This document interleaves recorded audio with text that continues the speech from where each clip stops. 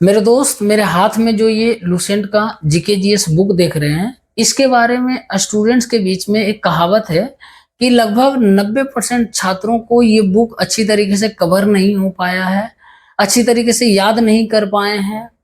और जितने भी जनरल कंपटीशन की तैयारी करने वाले छात्र हैं, उन सभी के पास ये बुक रहता है और वो सभी के सभी फॉलो भी करते हैं। और बाकी जो 10% इस बुक को अच्छी तरीके से कवर कर पाए हैं, वो कहीं ना कहीं कुछ अलग रणनीति के तहत याद की हैं, तभी वो कर पाए हैं। आज मैं बताऊंगा उसी 10% में से आपको किस तरीके से, किस रणनीति के तहत याद करना है।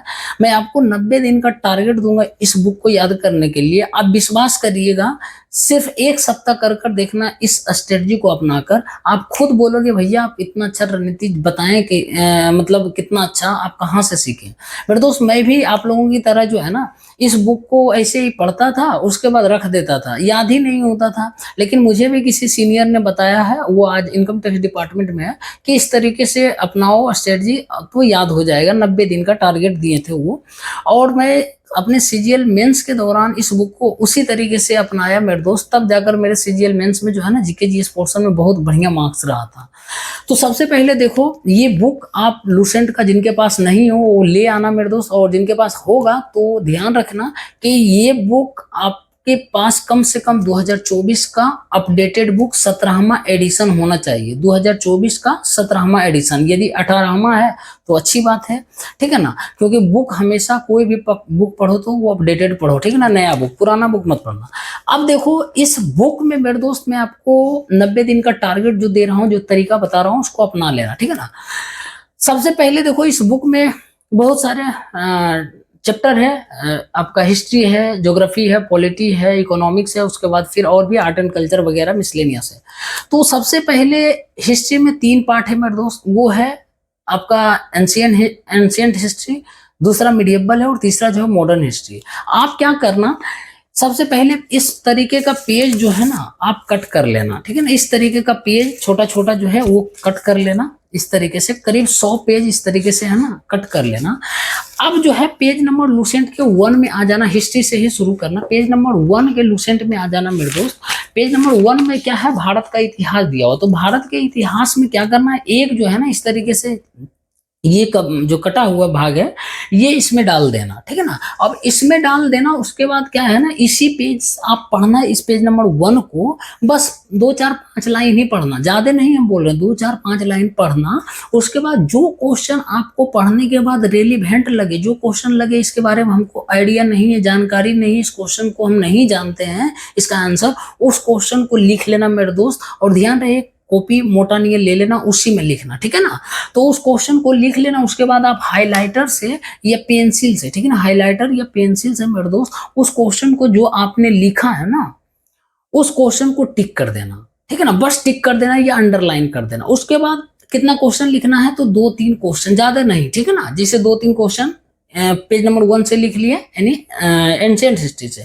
फिर जाना मिडिएबल हिस्ट्री, ठीक है ना। फिर मिडिएबल हिस्ट्री में भी मेरे दोस्त वहां भी पढ़ना, 2-4 लाइन, ज्यादा नहीं, 2-4 लाइन पढ़ना। और जो क्वेश्चन आपको रिलेवेंट लगे, जो आप नहीं जानते हैं, उस क्वेश्चन को लिख लेना अपने वही कॉपी में, जो कॉपी आपको बताएं, ठीक है ना, उस कॉपी में लिख लेना मेरे दोस्त। और उसके बाद फिर एक पेज इस तरीके से उसी पेज नंबर मिडिएबल हिस्ट्री में डाल देना, और वहां पर जो क्वेश्चन लिखे उसको टिक कर देना, या अंडरलाइन कर देना, या हाईलाइट कर देना, बस।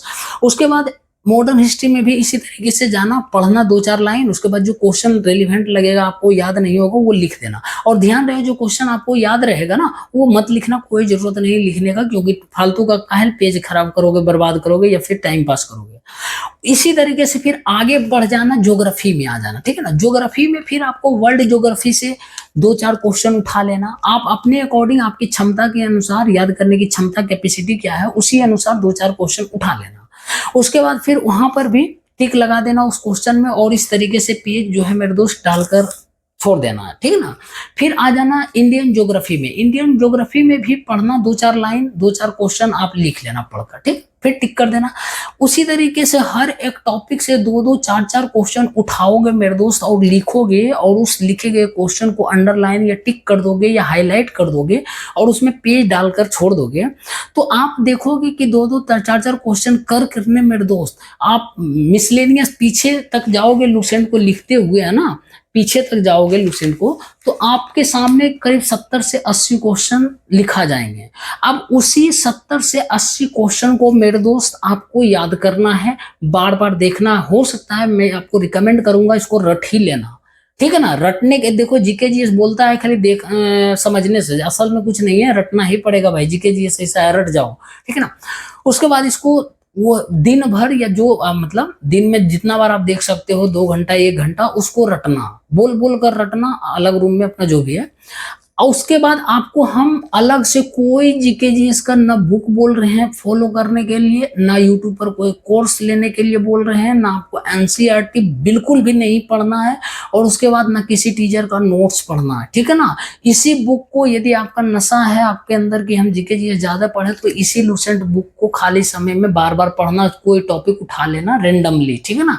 यदि मन करे तो ज्यादा, बोले नशा है तब, नहीं तो छोड़ देना। जो 60 70 80 क्वेश्चन लिखोगे ना, उसी को रट लेना मेरे दोस्त, उसी को बढ़िया से रटना। अब देखो क्या है ना, जो आप सवाल पूछते हैं भैया, भूल जाते हैं जीके जीएस, ये इसका सॉल्यूशन बताइए, वही सॉल्यूशन हम ये तरीका अपनाए हैं।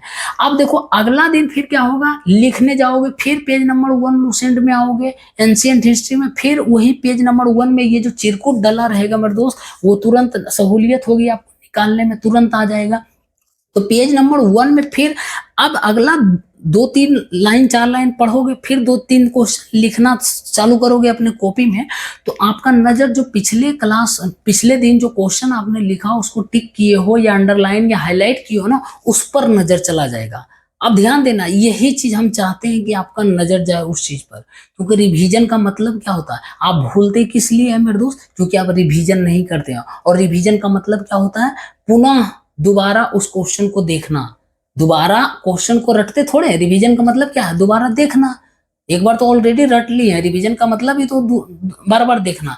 तो ये क्या है ना मेरे दोस्त, अगला दिन देखोगे कि ये क्वेश्चन तो हम लिख लिए भाई, है ना, लिख लिए, तो फिर हम आज क्यों लिखें। तो बस यही हम चाहते हैं कि आपका दिमाग उस चीज को रीड करे, आपका नजर जो है उस क्वेश्चन को देखे जो पिछले दिन आपने लिख लिया था। फिर सेम प्रोसीजर, फिर अगला दिन वही अपनाना, फिर अगला दिन वही अपनाना। और इतना मेरे दोस्त ज्यादा नहीं, आप 7 दिन करो, 1 सप्ताह हम आपको दे रहे हैं, जबरदस्ती करो मेरे दोस्त, है ना, मन मार कर। हम 90 दिन का टारगेट दिए, आप 7 दिन करके मेरे दोस्त मेरे सामने आप कमेंट बॉक्स में बताना बेनिफिट कितना हुआ। विश्वास करोगे मेरे दोस्त, आपको हर एक टॉपिक बता रहे हैं, हिस्ट्री का भी तीनों, ज्योग्राफी का भी, पॉलिटी का, इकोनॉमी, आर्ट एंड कल्चर, पर्यावरण, मिसलेनियस, साइंस, कंप्यूटर, सब है ना दिया हुआ, स्टैटिक जीके सब है मेरे दोस्त। तो इससे क्या होगा ना, आपका हर एक सब्जेक्ट का टॉपिक जो है ना, मतलब जीके जीएस का बैलेंस बना रहेगा। हिस्ट्री में भी पकड़ धीरे धीरे बनेगा, ज्योग्राफी में भी बनेगा, पॉलिटी में भी बनेगा। अब पॉलिटी में मान लिया जाए कोई दिन हम एगो उठा लिए, आपका भाग उठा लिए, एगो अनुसूची उठा लिए, एगो अनुच्छेद उठा लिए, एगो संशोधन उठा लिए, बस इतना ही। ज्यादा लालची मत बनना, ज्यादा लालची बनोगे तो फिर गड़बड़ हो जाएगा। अब देखो कुछ छात्र ये बोलेंगे भाई ऐसे चुपचाप पढ़ जाओ टॉपिक वाइज। मेरे दोस्त यदि आप चाहोगे ना कि हम टॉपिक वाइज पढ़ें, जैसे मान लिया आज हिस्ट्री पढ़ रहे हैं तो हिस्ट्री, जोश में क्या है ना, 2-4 दिन 10 दिन 15 दिन जो है ना हिस्ट्री पढ़ लोगे, उसके बाद पता चलेगा हिस्ट्री पढ़ते पढ़ते है ना समय बीत गया और ज्योग्राफी हम पढ़ ही नहीं पाए हैं, पॉलिटी पढ़ ही नहीं पाए, इकोनॉमी पढ़ ही नहीं पाए, एग्जाम आ गया और एग्जाम में तो सब टॉपिक से पूछेगा मेरे दोस्त। और हम जो तरीका बताएं सब टॉपिक को डेली कवर करते हुए, और विश्वास करोगे 7 दिन करो, 7 दिन करो, उसके बाद कोई मॉक टेस्ट लगा लो, जिस एग्जाम की आप तैयारी कर रहे हो, देखना कितना क्वेश्चन लड़ जाता है, कितना क्वेश्चन लड़ जाता है। चाहे किसी भी प्लेटफॉर्म का मॉक टेस्ट लगा लो या प्रीवियस ईयर पेपर, ठीक ना। बस ये रणनीति आप अपनाना मेरे दोस्त। कोई एनसीईआरटी पढ़ने की जरूरत, किसी भी टीचर का नोट्स, किसी भी टीचर का यूट्यूब फॉलो करने की जरूरत नहीं, कुछ भी नहीं कोर्स लेने की जरूरत, बस इसी को बार बार पढ़ना। हम बता रहे हैं ना, हम इसी रणनीति के तहत हम 90 दिन में क्वेश्चन को बढ़िया से इस बुक को याद किए थे, ठीक है ना। इसका लाभ भी मिलेगा, पहले करके देखो। बहुत लोग बोल रहे थे क्यों भूल जाते हैं, भाई इसी कारण है, यही कारण है। अब देखो मान लिया जाए टॉपिक वाइज पढ़ोगे, आज बौद्ध धर्म पढ़ लियो, ठीक है ना, बौद्ध धर्म पढ़ लियो तो ठीक है, आज पढ़ लोगे मेरे दोस्त, लेकिन जितना जल्दी आप पढ़ोगे ना, उससे कहीं गुना तेज आप उस चीज को भूल भी जाओगे।